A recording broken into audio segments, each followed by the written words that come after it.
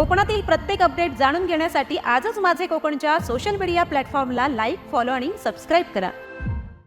लांजा ग्रामीण रुग्णालयात आमदार किरण सामंत यांच्या प्रयत्नातून मार्च 2026 मध्ये सुरू करण्यात आलेले महाडायलिसिस सेंटर रुग्णांसाठी मोठा आधार ठरत आहे।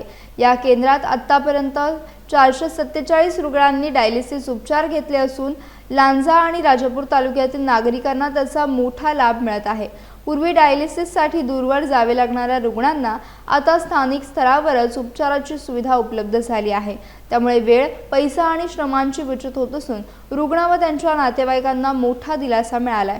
महाडायलिसिस सेंटरच्या माध्यमातून ग्रामीण भागातील आरोग्य सेवा अधिक सक्षम झाली असून या उपक्रमाबद्दल स्थानिक नागरिक आणि रुग्णांकडून समाधान व्यक्त करण्यात येत आहे।